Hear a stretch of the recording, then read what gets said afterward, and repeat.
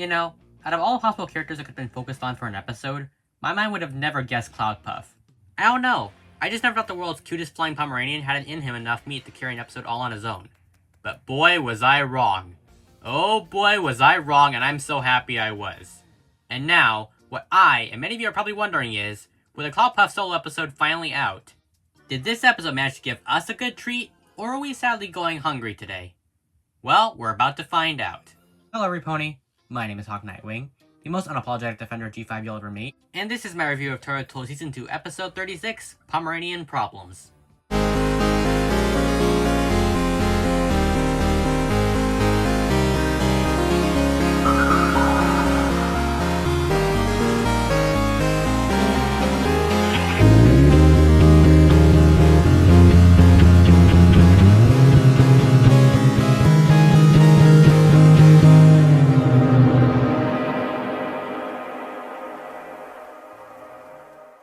The episode's story is really nothing special. It's basically your standard pet-sitting plot you see in many shows. Oh boy, the pet owner is going out for a spa day, and our main characters have to take care of said pet. Things start to go well during the day, but suddenly, oh no, now the pet is angry, and now he's a monster, and they all gotta find a way to stop him, and yep.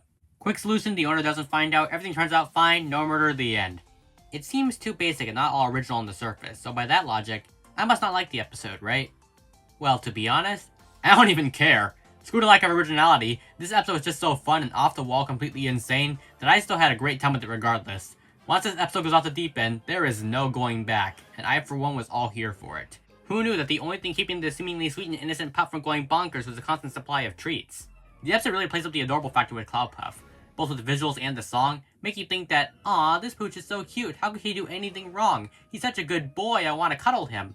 The way the song is used intensely lulls you into a false sense of security. It makes you think, yeah, everything's gonna be fine for our favorite ponies. They're having a great time, look at this adorable, sweet little oh.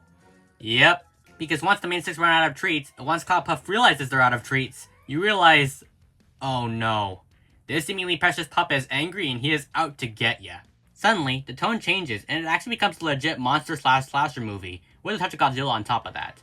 Or, should I call him, Puffzilla.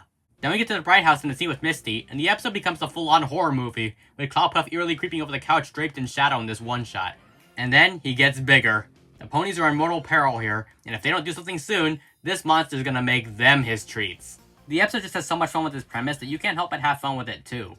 It's the perfect blend of poking fun in its own plot and complete self-seriousness. The story is insane, and it knows it, so just go along with the ride and enjoy this monster pup wrecking everything in its path. I like how even the conventional solutions for this series are actually poked fun at. For example, there's the cutie mark magic bit. Usually it's the go-to solution, but not this time. Izzy tries it on Cloudpuff, and it backfires horribly. That was a great bit of this show actually poking fun at itself, not afraid to laugh at its own expense. I actually like seeing that. Good thing our ponies managed to save the day in the end, because otherwise, we would be having the literal apocalypse on our hooves here. In fact, once Naruto enters the public domain in 100 years or so, I can even see a low-budget horror movie being made just out of this premise alone. Puffzilla, Pup on the Loose. This February, it's Eat or Be Eaten. Better run, Misty. Overall, this was a really fun and hilarious episode, and one I had a great time watching. It's not anything deep or complex, it's just straight up adorable and straight up loony, and it knows it. And that really is the perfect combination for an episode sometimes. But, what do you guys think of this episode? Feel free to let me know in the comments below. Until next time, this is Hawk Nightwing signing out. Hoof to heart.